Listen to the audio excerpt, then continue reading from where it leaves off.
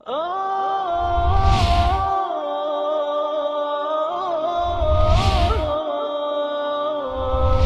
حامل القرآن.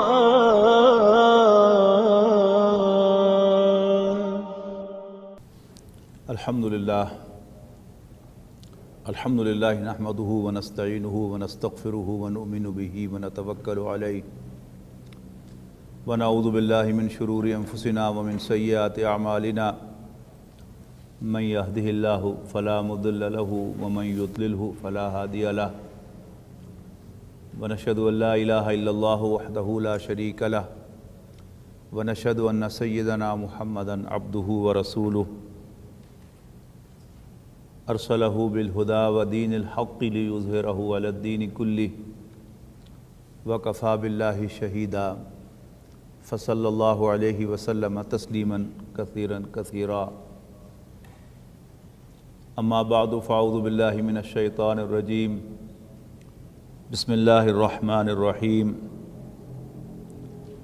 الحمد لله رب العالمين الرحمن الرحيم مالك يوم الدين إياك نعبد وإياك نستعين اهدنا الصراط المستقيم صراط الذين أنعمت عليهم غير المغضوب عليهم ولا الضالين آمین۔ اللہ تعالیٰ کا نام لے کر ہم اثر نو قرآن مجید کا ترجمہ اس مسجد میں شروع کر رہے ہیں۔ اس مرتبہ ہم براہ راست ترجمہ کرنے سے پہلے قرآن مجید کے کچھ بنیادی مضامین پہلے پڑھیں گے اور کوشش کریں گے کہ وہ ذہن نشین ہو جائیں تاکہ رواں ترجمہ کرتے ہوئے پھر ہر جگہ ان کی وضاحت نہ کرنی پڑے، کیونکہ قرآن مجید میں بار بار مضامین دہرائے گئے ہیں۔ میری آپ کی نصیحت کے لیے، یاد دہانی کے لیے، اگر انسان قرآن مجید کی فریکوینسی میں آ جائے گا تو بیک وقت کئی فائدے حاصل ہوں گے۔ ایک تو قرآن مجید آسانی سے سمجھ میں آئے گا، اور دوسرا جو اس سے بھی زیادہ ضروری ہے کہ ہم قرآن مجید کی راہ ہدایت پر خود بخود گامزن ہوں گے۔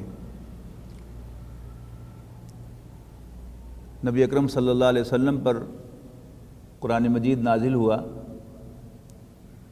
23 سال کے عرصے میں، اور یہ بات ہمیں کبھی نہیں بھولنی چاہیے کہ قرآن مجید اولاً رسول اللہ صلی اللہ علیہ وسلم کی رہنمائی کے لیے اور پھر ثانیاً پوری نوع انسانی کی رہنمائی کے لیے نازل ہوا تھا۔ تو رسول اللہ صلی اللہ علیہ وسلم کو قرآن مجید میں اللہ تعالیٰ نے ڈے ٹو ڈے گائیڈنس فراہم کی ہے۔ تو یہ آپ کے لیے ایک مینول کی حیثیت رکھتا تھا کہ اللہ تعالیٰ نے آپ کو ایک مشن سونپا تھا، ایک کام سونپا تھا، ایک ذمہ داری لگائی تھی، اور اس ذمہ داری کو ادا کرنے کے لیے اللہ تعالیٰ نے آپ کو ساتھ ساتھ گائیڈنس دی ہے۔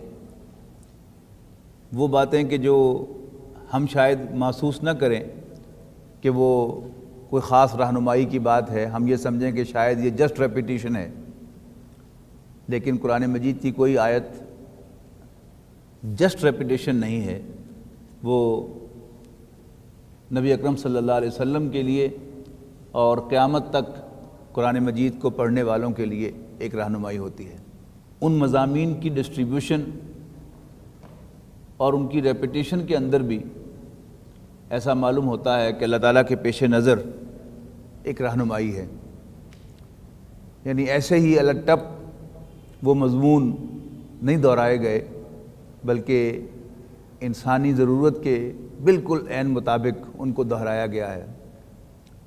یہاں تک کہ آپ دیکھیں گے کہ قرآن مجید میں مختلف مضامین مختلف مقامات پر مختلف ترتیب کے ساتھ ریپیٹ کیے جاتے ہیں۔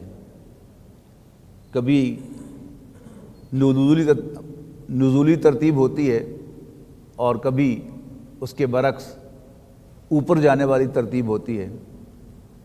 کبھی کوئی مضمون پہلے آتا ہے کسی صورت کے اندر تو کسی صورت میں وہ مضمون بعد میں آتا ہے۔ اہل علم کے لیے اس میں بڑا غور و فکر کا مواد موجود ہے، وہ غور کرتے ہیں تو وہ نتیجے تک پہنچتے ہیں اور پہنچتے رہیں گے قیامت تک کہ اللہ تعالیٰ نے فلاں صورت میں وہ مضمون اس ترتیب کے ساتھ بیان کیا ہے تو وہی مضمون فلاں صورت میں کسی دوسری ترتیب کے ساتھ کیوں بیان کیا گیا ہے۔ اللہ تعالیٰ کے اس حسن انتخاب میں سب سے پہلی صورت سورۃ الفاتحہ ہے، اور یہ کوئی چھوٹی بات نہیں ہے کہ رب العالمین کے انتخاب میں جو سب سے پہلے قرآن مجید کے ماننے والوں، قرآن مجید کے پڑھنے والوں کے لیے بات آنی چاہیے، وہ کیا ہے؟ الحمدللہ رب العالمین، ساری حمد اللہ رب العالمین کے لیے ہے۔ قرآن مجید کی تلاوت سے پہلے نبی اکرم صلی اللہ علیہ وسلم کو حکم دیا گیا، اذا قرأت القرآن فاستعذ باللہ من الشیطان الرجیم، جب بھی قرآن مجید پڑھو تو شیطان مردود سے اللہ تعالیٰ کی حفاظت میں ضرور آ جایا کرو۔ یہ ایک بڑی زبردست وارننگ ہے کہ نبی اکرم صلی اللہ علیہ وسلم کو اللہ تعالیٰ وارن کر رہا ہے کہ قرآن مجید پڑھنے سے پہلے شیطان مردود سے اللہ تعالیٰ کی پروٹیکشن حاصل کیا کرو۔ اس میں ایک تو بات یہ ہے کہ اگر نبی اکرم صلی اللہ علیہ وسلم کو اس کی ضرورت تھی تو پھر مجھے اور آپ کو اس سے کتنے گنا زیادہ ضرورت ہے شیطان مردود سے اللہ تعالیٰ کی پروٹیکشن حاصل کرنے کی۔ اور ہمیں تعوذ کو، یعنی شیطان مردود کے مقابلے میں اللہ تعالیٰ کی پروٹیکشن حاصل کرنے کو، جس کا فارمل طریقہ کیا ہے؟ اعوذ باللہ من الشیطان الرجیم کے الفاظ ادا کرنا اپنی زبان سے، اس کو بہت ہی ارنیسٹلی کرنا چاہیے اور واقعی ایک خوف کے ساتھ کرنا چاہیے کہ کہیں میں شیطان کے ہتھے نہ چڑھ جاؤں، اس لیے کہ شیطان ہمیں چھوڑنے والا نہیں ہے، یعنی اس زندگی کی آخری سانس تک شیطان ہمارا پیچھا کرتا رہے گا، اور اس کا کام کیا ہے؟ ہمیں صراط مستقیم سے ڈائیورٹ کرنا، صراط مستقیم سے بھٹکانا۔ اسی لیے جو اس رمز کو جان لیتے ہیں وہ آخری دم تک کانشیس رہتے ہیں کہ شیطان کہیں ان پر حملہ آور نہ ہو جائے۔ سیکولر مائنڈڈ لوگ صرف پڑھے لکھے لوگ نہیں ہوتے، بہت سے ان پڑھ لوگ جن کی کوئی فارمل ایجوکیشن نہیں ہوتی لیکن اپنے مائنڈ کے اعتبار سے وہ بہت سیکولر ہوتے ہیں، بلکہ ملحد ہوتے ہیں۔ کسی گاؤں میں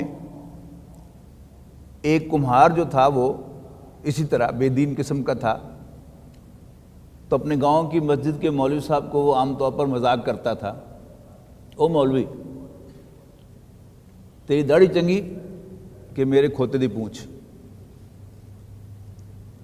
تو مولوی صاحب واقعی اللہ والے تھے، تو وہ کہتے تھے کہ یہ سوال مجھ سے اب نہ پوچھو، جب میں مر جاؤں تو مجھ سے یہ سوال پوچھنا۔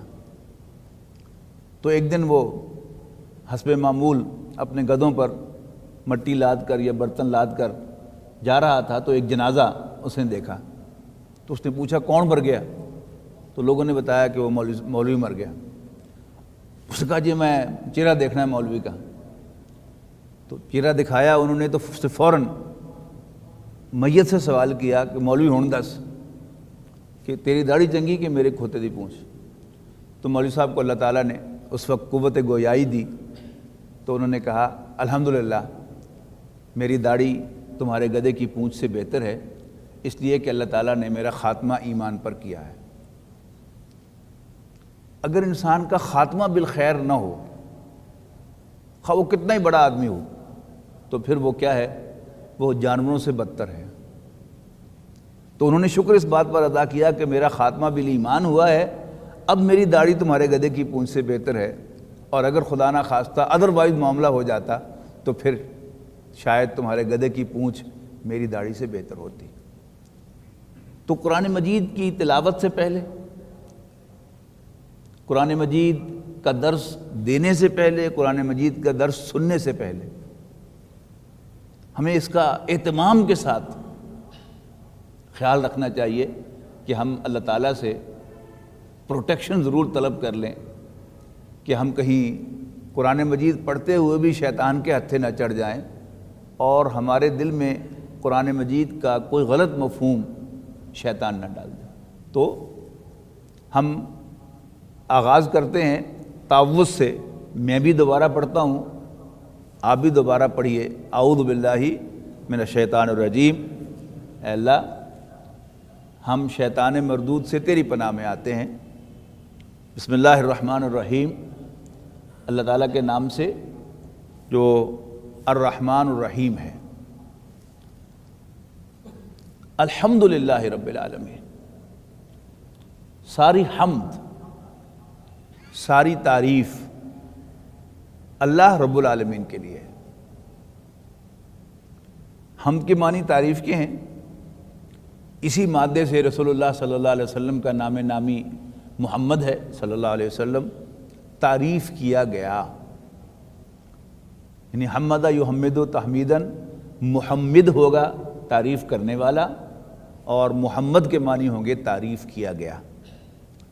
عربی زبان میں یہ زبر زیر کا فرق جو ہے، یہ اتنی تبدیلی بھی پیدا کر سکتا ہے کہ فاعل مفعول بن جائے اور مفعول فاعل بن جائے، اور یہ بہت اہم ہے کہ اگر آپ کو اس بات کا احساس نہیں ہے تو پھر آپ کہیں خطاب کرنے کے لیے کھڑے ہوں گے اور صدر محترم کہیں گے، تو اس کا مطلب کیا ہے؟ اے احترام کرنے والے صدر۔ حالانکہ صدر محترم کہنا چاہیے، اے قابل احترام واجب الاحترام صدر۔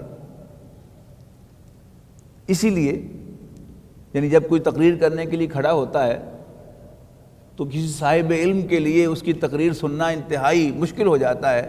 بالکل آغاز ہی سے اس کو پتہ چل جاتا ہے کہ اس کے علم کا خانہ جو ہے وہ خالی ہے، لہذا اس کے لیے وہ 15-20 منٹ اس کا خطاب سننا جو ہے وہ انتہائی مشکل ہو جاتا ہے۔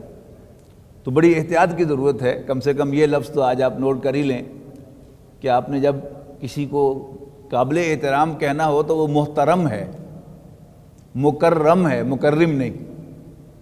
مکرم تکریم کرنے والا، مکرم تکریم کیا گیا، محترم احترام کرنے والا، محترم احترام کیا گیا، محمد تعریف کرنے والا، محمد تعریف کیا گیا۔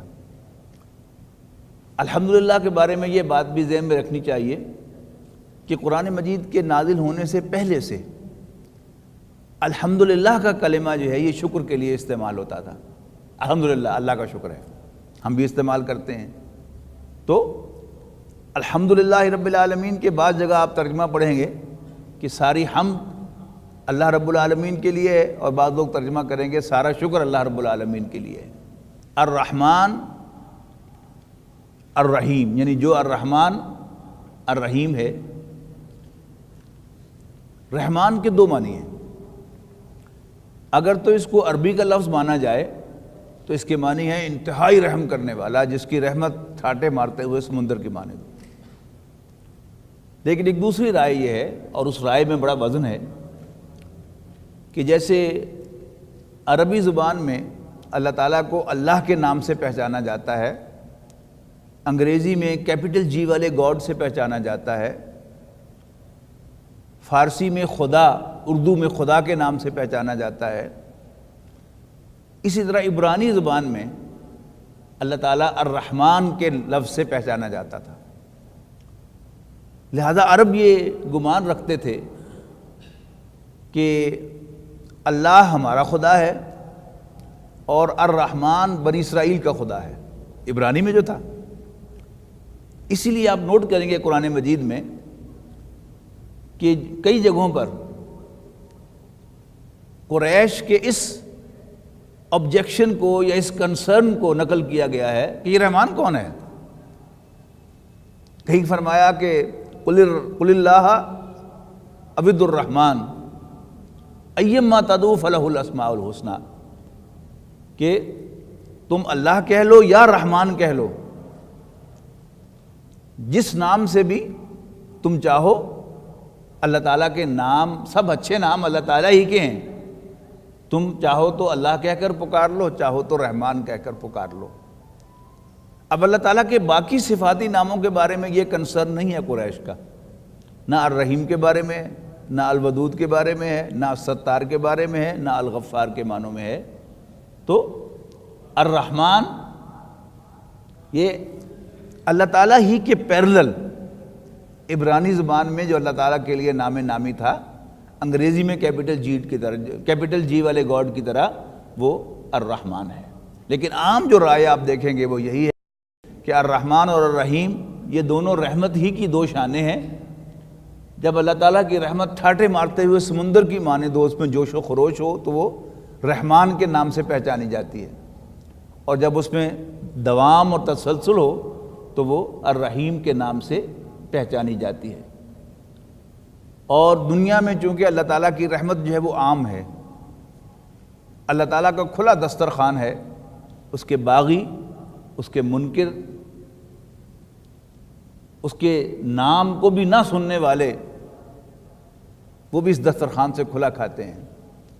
بلکہ عام آبزرویشن یہ ہے، جس کا سورہ زخرف کے اندر ذکر بھی ہے، کہ اگر یہ اندیشہ نہ ہوتا کہ سارے کافر ہو جائیں گے تو اللہ تعالیٰ کافروں کو سونے کے اور چاندی کے گھر دیتا، جس کے دروازے، جس کی سیڑھیاں بھی سونے اور چاندی کی ہوتی۔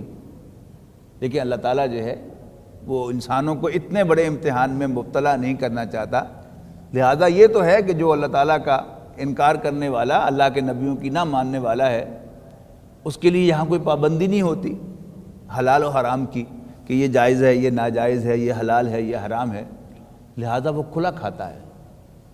لیکن جو اللہ تعالیٰ کا فرما بردار، اس کی سننے والا ہے، وہ کنسیڈر کرتا ہے کہ یہ جائز ہے یا ناجائز ہے، یہ حلال ہے یا حرام ہے، میں کہیں چیٹنگ کر کے تو نہیں کما رہا، کہیں میں جھوٹ بول کر تو نہیں کما رہا، کہیں میں چوری تو نہیں کر رہا۔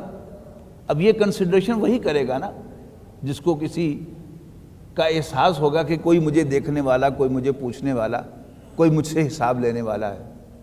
لیکن اگر ایسا کوئی احساس نہیں ہے تو پھر زیادہ عقل مند تو وہی ہے کہ یہی زندگی کل زندگی ہے اور کوئی پوچھنے والا بھی نہیں ہے، کہ پھر وہ یہاں جو چاہے کھائے، جو چاہے پیے، جیسے چاہے زندگی بسر کرے، اس لیے کہ اس پر کوئی پابندی نہیں ہے۔ تو الحمدللہ رب العالمین، ساری حمد، ساری تعریف اللہ رب العالمین کے لیے ہے۔ الرحمن الرحیم، جو الرحمن الرحیم ہے، مالک یوم الدین۔ اب نوٹ کیجئے کہ یہاں پر مالک جو ہے وہ میم الف ما کے ساتھ نہیں لکھا گیا، میم پر کھڑے زبر کے ساتھ لکھا گیا ہے۔ اور قرآن مجید کی تحریر کے بارے میں، قرآن مجید کے رسم الخط کے بارے میں یہ بات ذہن نشین کر لیجئے آج، کہ قرآن مجید میں مصحف عثمانی میں کوئی لفظ جس طرح لکھا گیا ہے اس کو اسی طرح کاپی کیا جاتا ہے۔ اس مقام پر یہ لفظ جو ہے وہ میم لام کاف کے ساتھ لکھا گیا ہے بغیر الف کے۔ تو سورہ فاتحہ میں جب بھی آپ لفظ مالک لکھیں گے تو آپ کو ایسے لکھنا پڑے گا۔ ویسے آپ کے پاس اختیار ہے کہ آپ میم الف ما جیسے اردو میں لکھتے ہیں، میم الف ما اور لام کاف لکھ کر مالک لکھ لیں، لیکن یہاں پر نہیں لکھ سکتے، اس لیے کہ مصحف عثمانی میں یہ اس طرح لکھا گیا ہے۔ اور چونکہ مصحف عثمانی میں اس طرح ہے تو ایک دوسری بات بھی نوٹ کر لیجئے گا کہ قرآن مجید کی قرأت بھی یہ اختیاری نہیں ہے کہ آپ جیسے مرضی پڑھ لیں۔ قرآن مجید کی قرأت رسول اللہ صلی اللہ علیہ وسلم سے ثابت ہے، یعنی 10 قرأتیں جو ہیں وہ ثابت ہیں رسول اللہ صلی اللہ علیہ وسلم سے، ان 10 میں سے کسی ایک قرأت کو اختیار کیا جا سکتا ہے، آپ کے پاس اختیار نہیں ہے۔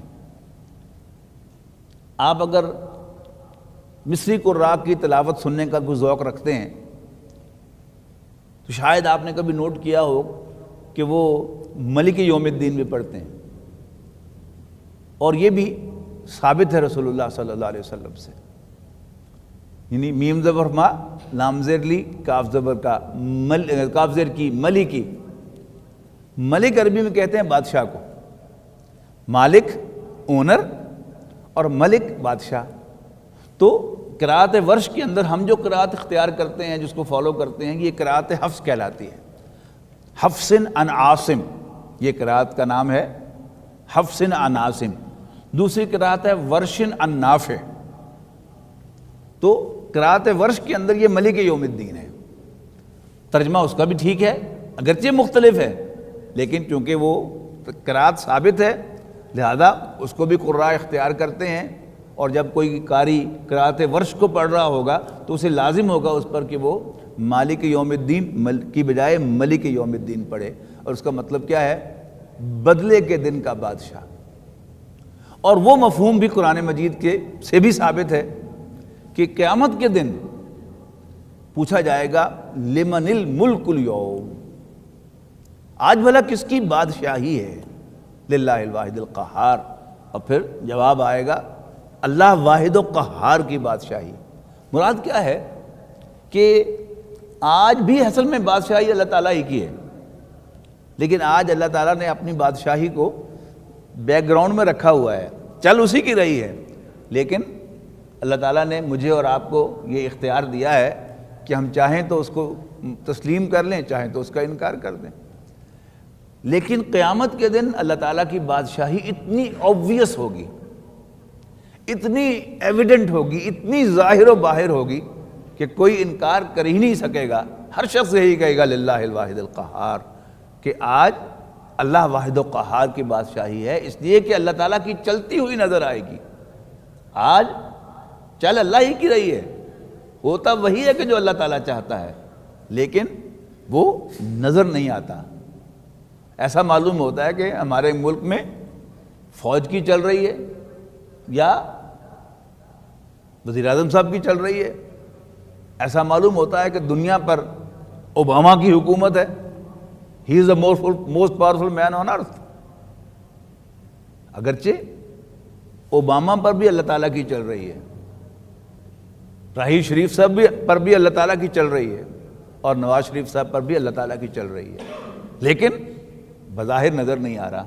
لیکن قیامت کے دن صاف نظر آئے گا کہ اللہ تعالیٰ ہی کی چل رہی ہے، اور اللہ تعالیٰ کی اجازت کے بغیر کوئی چیز آج بھی حرکت نہیں کر رہی، لیکن اس دن تو یہ چیز جو ہے وہ اتنی واضح ہوگی کہ کوئی کنفیوژن جو ہے وہ موجود نہیں ہوگا۔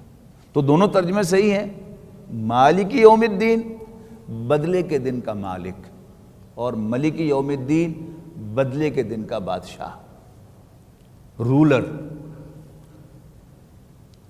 ایاک نعبد، یعنی بدلے کا دن، اس سے آبویسلی قیامت کا دن مراد ہے۔ ایاک نعبد و ایاک نستعین، یہ چونکہ ایک دعا ہے جو اللہ تعالیٰ نے ہمیں تلقین کی ہے، اور اس سورہ مبارکہ کو اللہ تعالیٰ نے ہماری نماز کا حصہ بنایا ہے، لہذا اس کا انداز جو ہے وہ کیا ہے؟ اللہ تعالیٰ کی حمد و ثنا کے بعد پھر اللہ تعالیٰ سے مناجات شروع ہوتی ہے، اللہ تعالیٰ سے ہم کلامی شروع ہوتی ہے۔ ایاک نعبد، اے اللہ ہم تیرے ہی بندے ہیں، تجھی سے مدد مانگتے ہیں۔ اہدنا الصراط المستقیم، یعنی اللہ تعالیٰ کی بندگی، اللہ تعالیٰ کی غلامی، اس کا اقرار، اس کا اعتراف، اور ساتھ ہی اس سے مدد مانگنا۔ غلام اس کے کسی درجے میں قریب ایک پہلو سے صرف امپلائی ہوتا ہے، ملازم، اور ملازم بھی جب اپنے امپلائر کو جا کر رپورٹ کرتا ہے تو کیا کہتا ہے؟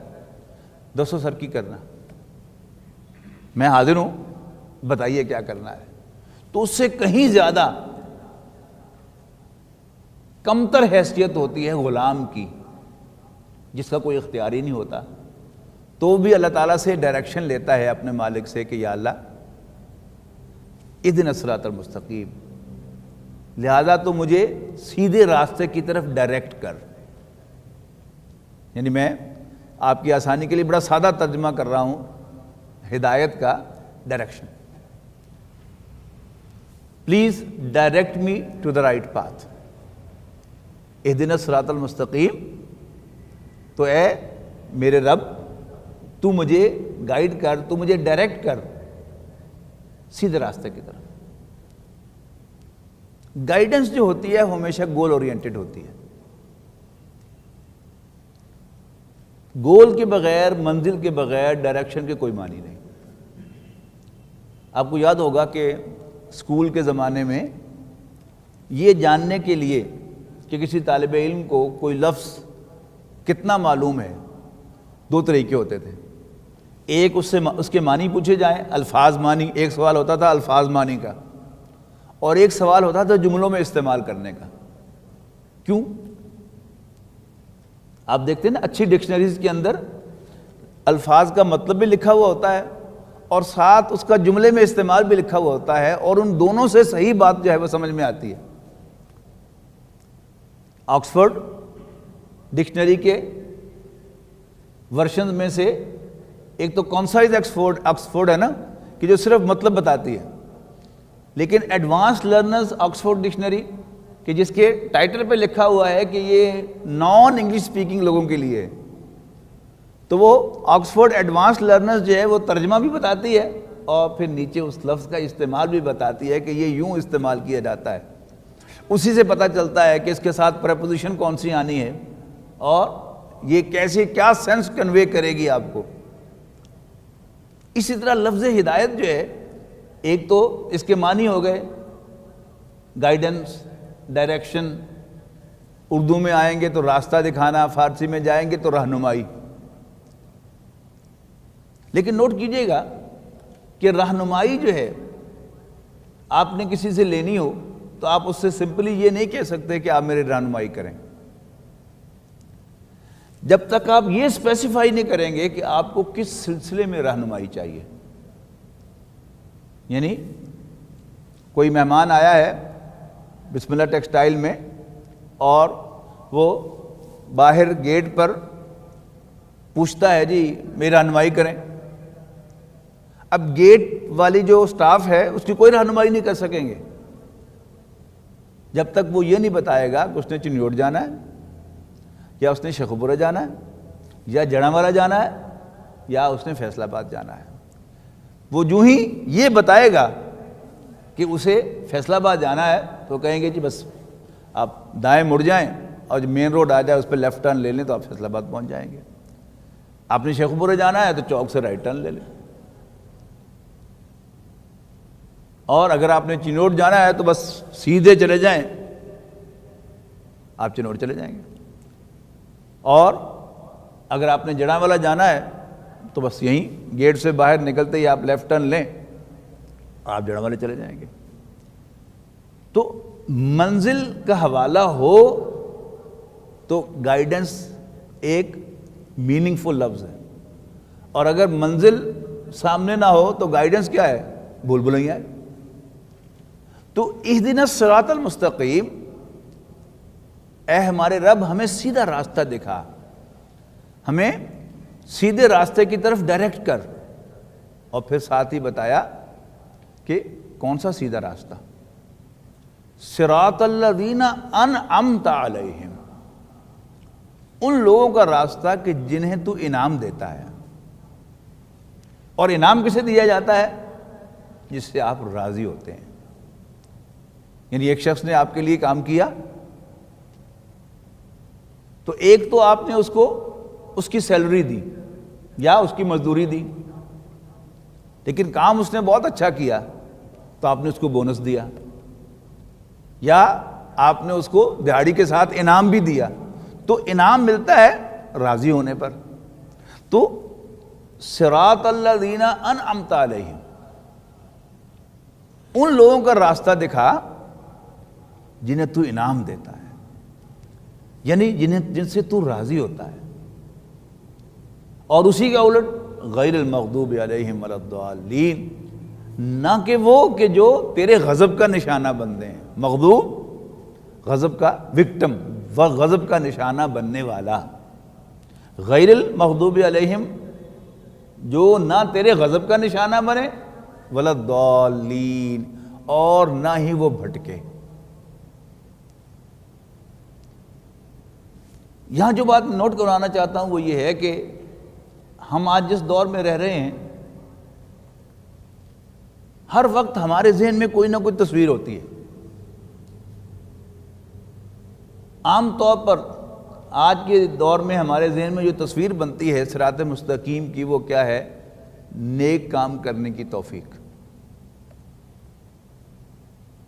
لیکن یہاں نوٹ کیجئے، یہاں کسی نیک کام کا ذکر نہیں ہے. ذکر کس کا آتا ہے؟ میرا ٹارگٹ کیا ہے؟ تجھے راضی کرنا. اس لیے کہ غلام کا جو ہائیسٹ ایم ہے، منیمم بھی اور ہائیسٹ بھی، وہ کیا ہے؟ آقا کو راضی کرنا. اس لیے کہ غلام کا آقا اگر اس سے راضی ہو جائے تو ستہ خیرام، سب کچھ اس نے حاصل کر لیا، اور اس نے بڑی محنت کی، بہت اچھا پرفارم کیا، لیکن آقا ناراض ہو گیا تو کچھ بھی نہیں ملا. سمجھے نا؟ تو یہ بڑا ایک چھوٹی سی بات ہے، لیکن ہے بہت عام، کہ میں کتنا ہی اچھا پرفارم کروں لیکن اپنے رب کو راضی نہ کر سکوں تو کھو کھاتے ہیں، کچھ نہیں ملا مجھے. اور بے شک میں پرفارم تو بہت اچھا نہ کروں لیکن تجھے راضی کر لوں، میرا مقصد وہ ہے. اور یہ بھی عرض کر دوں کہ یہ بات آپ سے میں کیوں کہہ رہا ہوں. نبی اکرم صلی اللہ علیہ وسلم نے ارشاد فرمایا کہ کوئی شخص جنت میں داخل نہیں ہو سکتا جب تک اللہ تعالیٰ کی مہربانی شامل حال نہ ہو.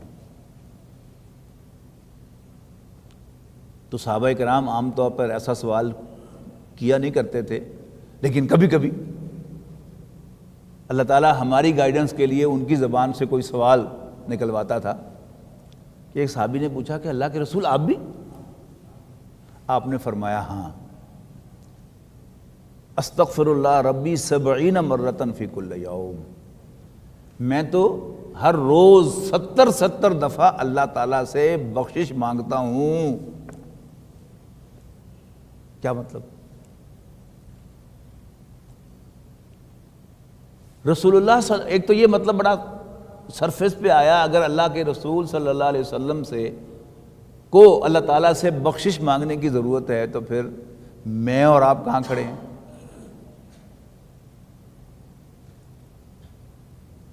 یعنی مطلب کیا ہے کہ کوئی شخص محض اپنی پرفارمنس کی بنیاد پر جنت میں داخل نہیں ہو سکتا. اور یہ میں آپ کو مایوس کرنے کے لیے نہیں کہہ رہا، یعنی وہ پنجابی کا محاورہ ہے، حساب ہوندہ ہے.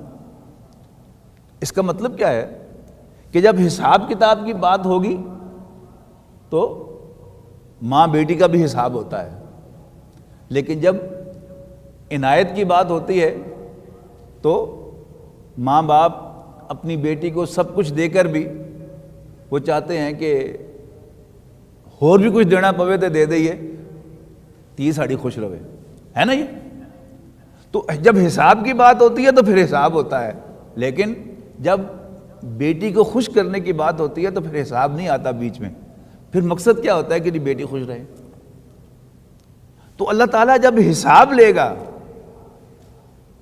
تو سچ پوچھئے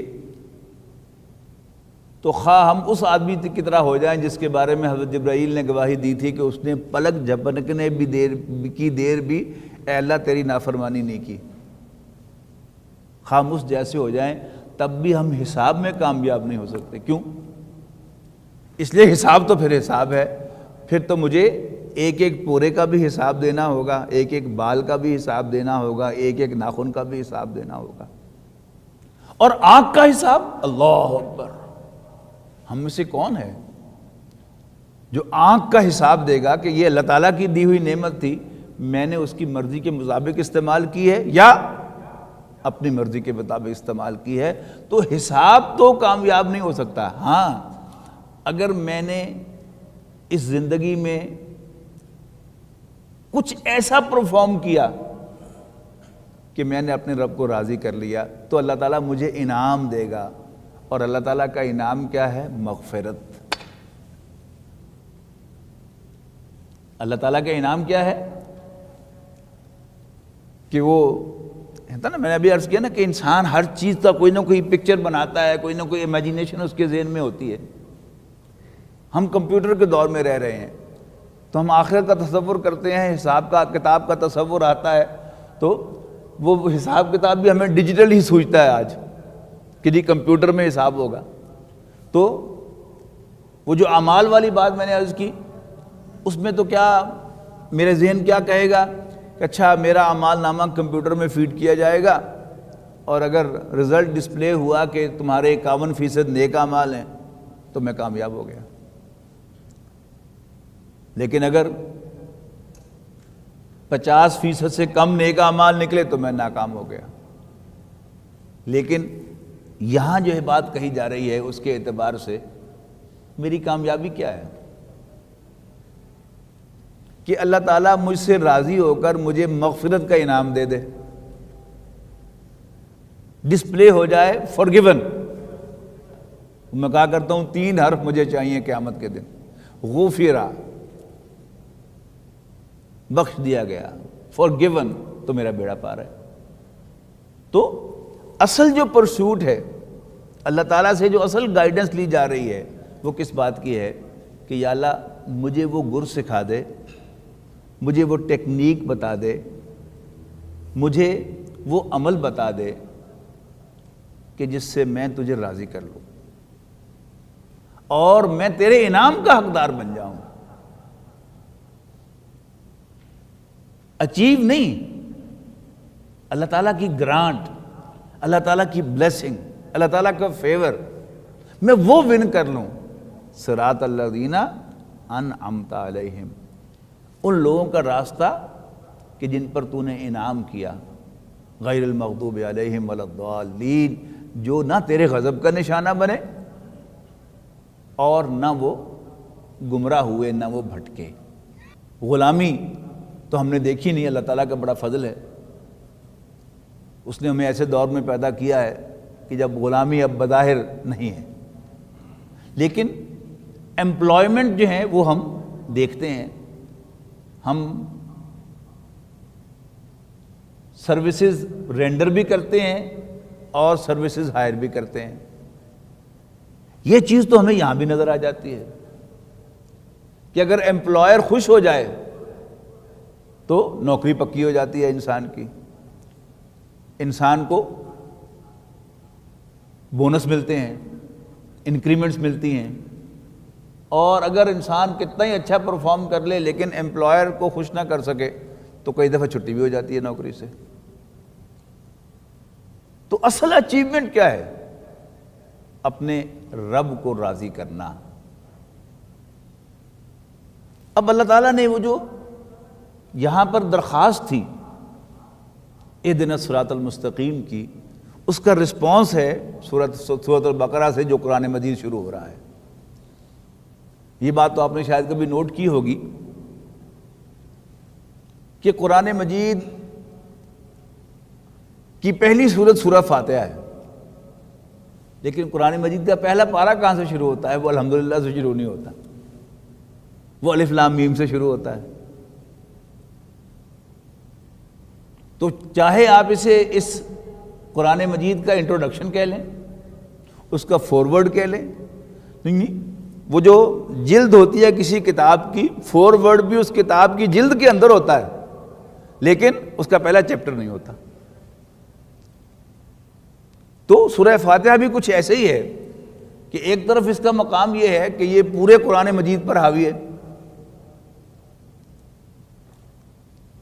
کہ قرآن مجید نے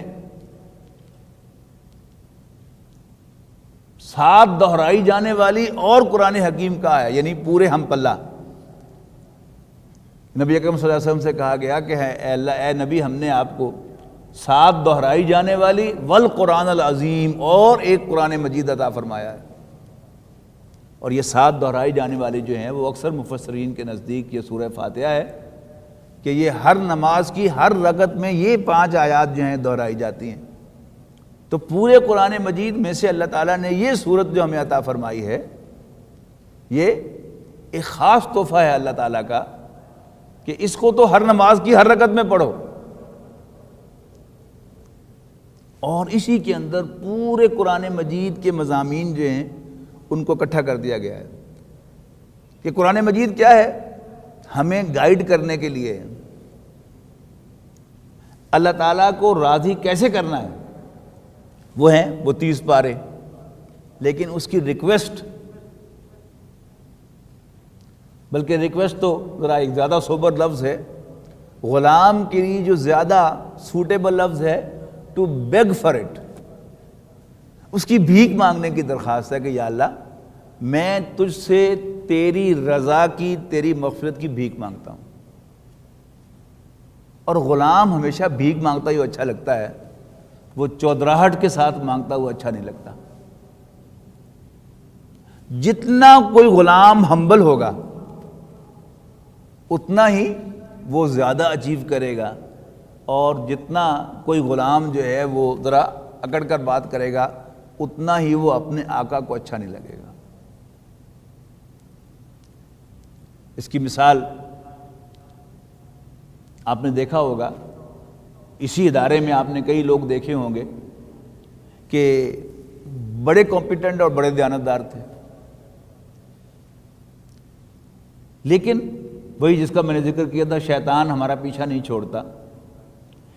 کمپیٹنٹ اور دیانتدار شخص بالعموم وہ ایک گھمنڈ میں مبتلا ہوتا ہے کہ میں کسی کو لے کے کھانا، لہذا وہ بد اخلاق ہوتا ہے،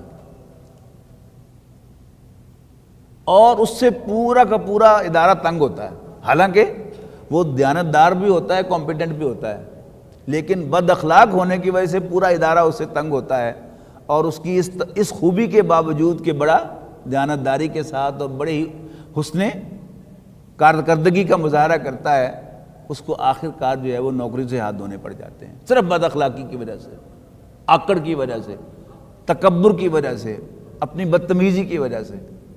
تو وہ جو پرفارمنس ہے وہ تو آگے ہے پورے قرآن مجید کے اندر، لیکن یہاں کیا ہے، یہاں وہ ہیوملٹی ہے کہ سب کچھ کر کے بھی اللہ تعالیٰ سے درخواست کرنی ہے کہ یا اللہ تو مجھ سے راضی ہو جا۔ اور اس پہلو سے بھی نوٹ کیجئے گا کہ اپنی نماز کی ہر رکعت میں صرف میں اور آپ ہی سورہ فاتحہ نہیں پڑھتے، رسول اللہ صلی اللہ علیہ وسلم بھی اپنی نماز کی ہر رکعت میں سورہ فاتحہ پڑھتے تھے۔ ویئر کمپیریزن اگر ہم کریں گے تو وہ جو پرفارمنس ہے اس میں ہم سے کمی کوتاہی بہت رہ جانی ہے، لیکن رسول اللہ صلی اللہ علیہ وسلم نے تو بیسٹ پرفارم کیا کہ نہیں۔ لیکن بیسائڈز دا بیسٹ پرفارمنس رسول اللہ صلی اللہ علیہ وسلم بھی اللہ تعالیٰ سے درخواست کیا کرتے تھے، اہدنا الصراط المستقیم صراط الذین انعمت علیہم غیر المغضوب علیہم ولا الضالین۔ تو پرفارمنس اپنی جگہ پر، لیکن اپنے رب سے بھیک مانگنا، اپنے رب کے سامنے ہاتھ جوڑنا، اپنے رب کے سامنے ہاتھ پھیلانا، اس سے مانگنا، یہ کیا ہے، یہ ضرورت ہے۔ یہ تو اس کا ایک پہلو ہے۔ اسی کا دوسرا پہلو کیا ہے کہ اپنے آقا سے مانگنے میں جو حسن ہے، جو مزہ ہے، اس کا بھی کوئی جواب نہیں ہے۔ یعنی انسان کی کچھ کمزوریاں ہیں، ان کمزوریوں کی وجہ سے انسان جو ہے وہ عملاً بہرحال ہاتھ پھیلاتا ہی پھیلاتا ہے۔ یہاں نہیں پھیلائے گا تو یہاں پھیلا لے گا، یہاں نہیں جھکے گا تو وہاں جھک جائے گا۔ لیکن جھکنے کا مزہ جو ہے وہ اپنے آقا کے سامنے ہی آتا ہے۔ پانی پانی کر گئی مجھ کو قلندر کی یہ بات، تو جھکا جب غیر کے آگے، نہ تن تیرا نہ من۔ کہ انسان جب اپنے آقا کو چھوڑ کر کسی اور کے سامنے جھکتا ہے تو اس کی کوئی حیثیت ہی نہیں رہتی۔ یعنی اگر میں محاورے میں ترجمہ کروں، نہ تن تیرا نہ من، تو کوڑیوں کھوٹا ہو گیا، تیرے پلے کچھ نہیں رہا۔ اور یہ جو اقبال نے کہا نا قلندر کی یہ بات، مراد کیا ہے اس سے؟ ایک ہے عالم جو ایک علمی انداز میں کوئی بات کہہ رہا ہوتا ہے. ہمارے صوفیہ کرام کا انداز کیا تھا؟ وہ لیکچر نہیں دیتے تھے، یعنی وہ ایک خاص طریقے سے سٹرائک کرتے تھے جس سے انسان کے دل میں وہ بات جا کر اتر جاتی تھی. ایک مرشد سے ان کے مرید نے درخواست کی کہ حضرت مجھے کوئی نصیحت فرمائیں. انہوں نے کہا بس، یعنی اس کو وہ اپنی خلافت دے رہے تھے کہ اب تم بھی لوگوں سے بیعت لے سکتے ہو. تو اس نے کہا کہ جی آپ مجھے ذمہ داری دے رہے ہیں تو اینی ایڈوائس؟ تو انہوں نے کہا کہ بس خدا نہ بننا اور رسول نہ بننا. بڑا پریشان ہوا. تو اس نے کہا حضرت میں آپ کی تربیت میں اتنا عرصہ رہا ہوں، تو کیا آپ واقعی سمجھتے ہیں کہ میں خدائی کا دعویٰ کروں گا یا نبوت کا دعویٰ کروں گا؟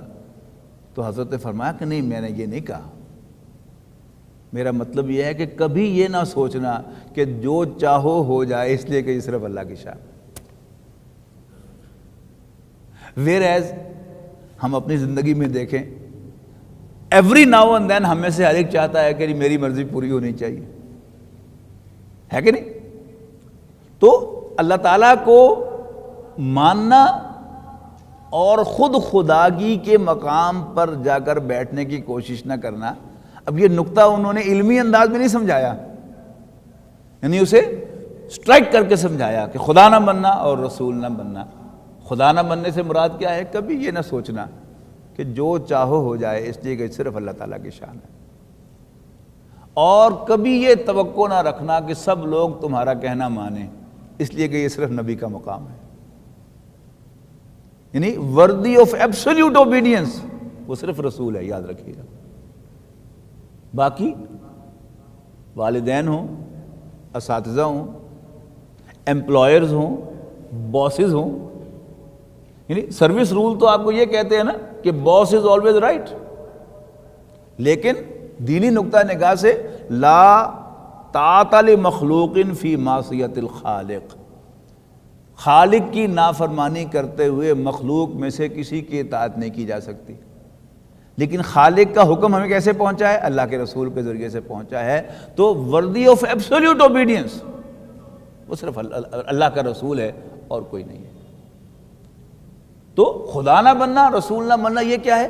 یہ کسی بات کو سمجھانے کا قلندرانہ انداز ہے، یہ صوفیانہ انداز ہے، یہ عالمانہ انداز نہیں ہے. کوئی عالم ہوگا تو آپ کو پورا اس پر لیکچر دے گا پورا 1 گھنٹے کا، پھر شاید جا کر آپ کو یہ بات سمجھ میں آئے کہ ہوتا وہی ہے جو اللہ چاہتا ہے. اور پھر بھی امکان ہے کہ علمی طور پر سمجھ میں آ جائے لیکن بات دل میں نہ اترے.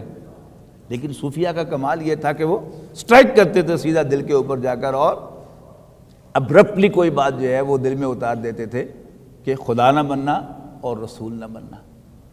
تو اللہ تعالیٰ سے مانگنا اس کا اپنا مزہ بھی ہے، اور آپ اس کی پریکٹس کریں گے تو پھر انشاءاللہ آپ کو اس کا مزہ آنا شروع ہوگا کہ آپ کے سامنے کوئی راستہ ہو کسی مشکل میں کسی دوسرے سے ہیلپ لینے کا. اب تھوڑا سا صبر کا مظاہرہ کر کے اپنے آپ کو یہ بات جو ہے وہ سمجھانے کی کوشش کریں کہ ہوگا تو وہی جو اللہ چاہے گا، تو میں اپنے جیسے انسان کے سامنے جا کر ہاتھ کیوں پھیلاؤں؟ میں کیوں نہ اپنے رب سے مانگوں؟ 2-1 دفعہ اللہ تعالیٰ آپ کو ٹیسٹ کرے گا اور اپیرنٹلی آپ لوز کریں گے اور خیال آئے گا کہ ہو یار وہ فلانی سورس استعمال کر ہی لیتا تو شاید مجھے نوکری سے ہاتھ نہ دھونے پڑتے، فلانی سورس استعمال کر لیتا تو شاید میری پروموشن ہی ہو جاتی. لیکن اگر آپ ذرا استقامت کا مظاہرہ کریں گے تو پھر آپ کو مزہ بھی آنا شروع ہو جائے گا، اور پھر اللہ تعالیٰ آپ کو اس وقت دے گا جب اس سے مانگیں گے. اور جب آپ اس میں کبھی غلطی کھا جائیں گے اور اس کی بجائے کسی اور کے سامنے ہاتھ پھیلا بیٹھیں گے تو وہ کام آپ کا نہیں ہوگا. تو اللہ تعالیٰ سے مانگنا، اس کا ایک پہلو یہ ہے کہ یہ ہم پر فرض ہے، دین کا لازمی تقاضا ہے. اس سے بھی ذرا آگے، یعنی اس کو پریکٹس کر کے دیکھیں کہ اللہ تعالیٰ ہی سے مانگنا ہے، غیر اللہ سے نہیں مانگنا. اور یہ بات کہ 1-2 دفعہ اللہ تعالیٰ آپ کو ٹیسٹ کرے گا تو پھر معاملہ اور ہو جائے گا. اس میں بھی یہ بات نوٹ کیجئے گا کہ ہم عام لوگ جو ہیں جو اللہ تعالیٰ کی طرف رجوع نہیں کرتے تو اللہ تعالیٰ جو ہے وہ کوئی زیادہ اہمیت نہیں دیتا، چلو میرا بندہ ہے، اس کا اتنا ذہن نہیں ہے، اس کی اتنی سوچ نہیں ہے، اس کی اتنی انڈرسٹینڈنگ نہیں ہے، اس کے ایمان کا اتنا لیول نہیں ہے، اللہ تعالیٰ درگزر فرماتا ہے۔ لیکن جب آپ اللہ تعالیٰ کی طرف ذرا قدم بڑھائیں گے تو پھر اللہ تعالیٰ بھی آپ کی دستگیری کرے گا۔ کوئی اللہ کا نیک بندہ تھا، جیسے صوفیہ ہیں، تو انہوں نے ایک خانقاہ بنائی اور وہاں اللہ کے دین کی خدمت شروع کی، لوگ ان کی طرف رجوع کرتے تھے، وہ انہیں گائیڈ کرتے تھے صوفیانہ انداز میں، اور لوگ ان کی خدمت کرتے تھے اور انہیں کوئی معاشی دوڑ دھوپ نہیں کرنی پڑتی تھی۔ اب چونکہ وہ اللہ کے نیک بندے تھے، اللہ تعالیٰ نے بھی ان کا ہاتھ پکڑا ہوا تھا، تو کبھی ان کے دین میں کسی دن خیال آ گیا کہ اب میری روٹی کا بندوبست تو ہو ہی گیا ہے، یعنی صرف یہ بیچ میں کہنا یا اپنے ذہن میں یہ نہ لا سکے کہ اللہ تعالیٰ نے اب میری روٹی کا بندوبست کر دیا، تو اللہ تعالیٰ نے پکڑ لیا۔ جیسے سورۃ الکہف میں ہم دیکھتے ہیں کہ رسول اللہ صلی اللہ علیہ وسلم سے آ کر 3 سوال پوچھے گئے یہودیوں کی شے پر، یعنی بڑے علمی سوال تھے۔ اصحاب کہف کا واقعہ چونکہ تاریخ بنی اسرائیل کا واقعہ ہے، لہذا مکے کے لوگوں کو، بنی اسماعیل کو اس کی کوئی خبر نہیں تھی۔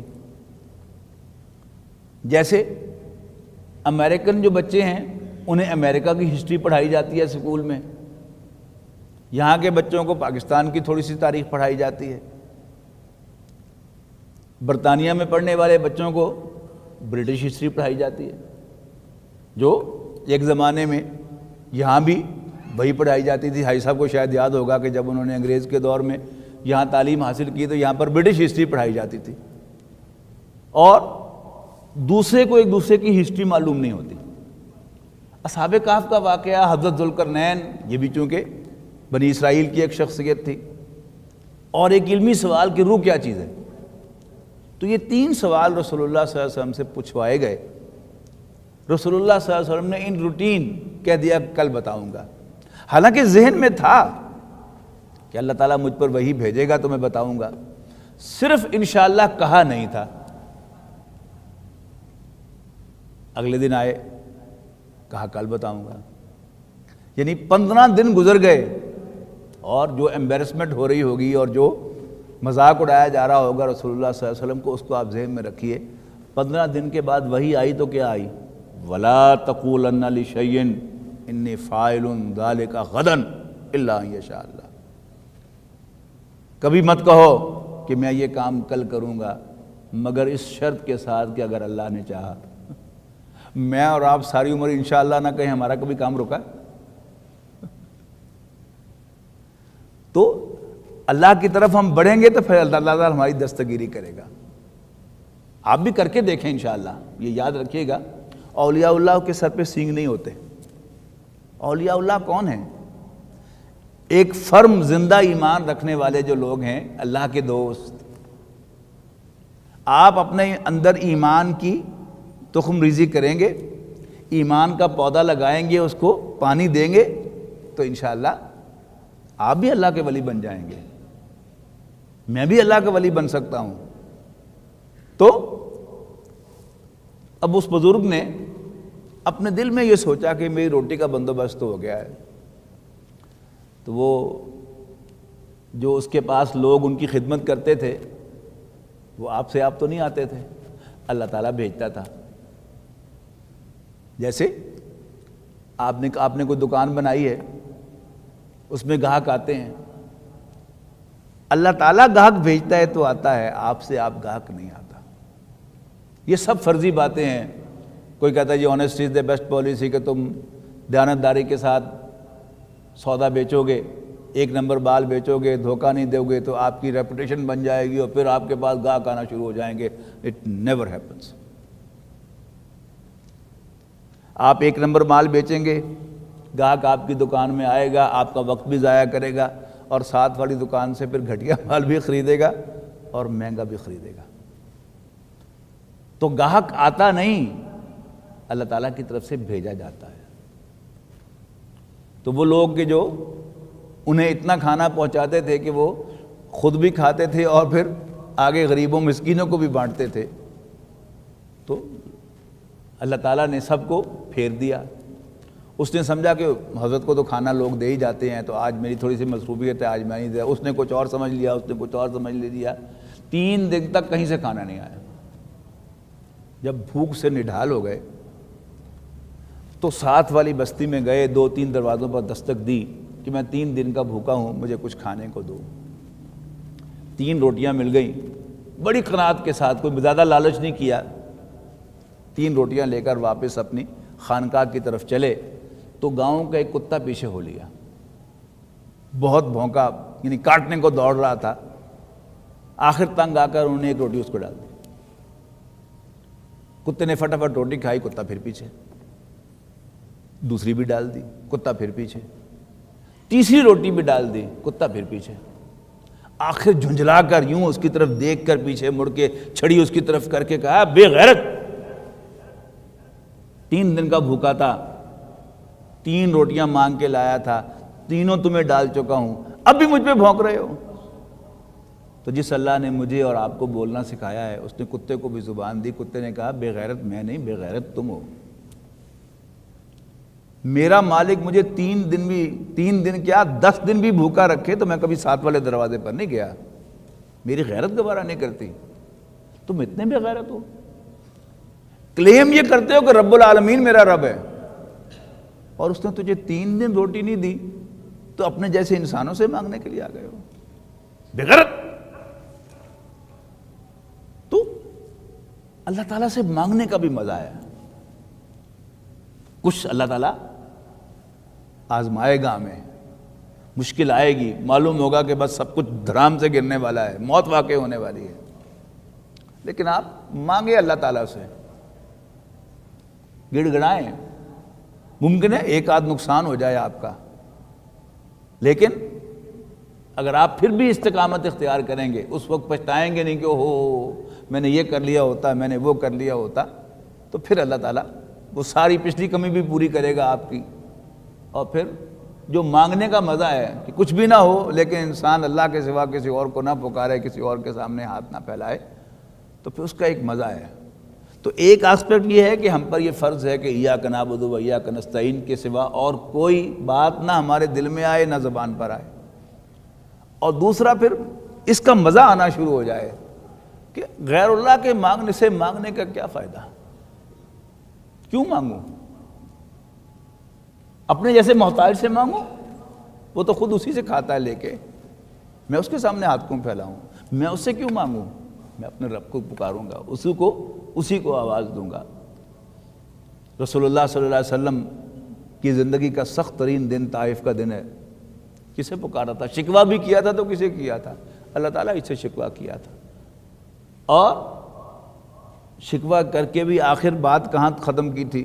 ان لم یکن علی غضبک فلا ابالی، اے اللہ اگر تم اس پر ناراض نہیں ہے تو پھر مجھے کوئی پرواہ نہیں ہے، تو خوش ہو کے اور بھی مار لے مجھے تو کوئی حرج نہیں، میں تو تجھے راضی کرنا چاہتا ہوں، تیرا چہرہ انور جو ہے وہ میری طرف رہے تو مجھے اور کچھ نہیں چاہیے۔ تو سورہ فاتحہ جو ہے یہ ایک دعا ہے، ایک وظیفہ ہے، ایک مناجات ہے جو اللہ تعالیٰ نے اس امت کے نام ایک تحفے کے طور پر قرآن مجید کے آغاز میں ہمیں عطا فرمائی ہے کہ ہم اپنی ہر نماز کی ہر رکعت میں یہ پڑھیں۔ بارک اللہ لی ولکم فی القرآن العظیم ونفعنی وإیاکم بالآیات والذکر الحکیم۔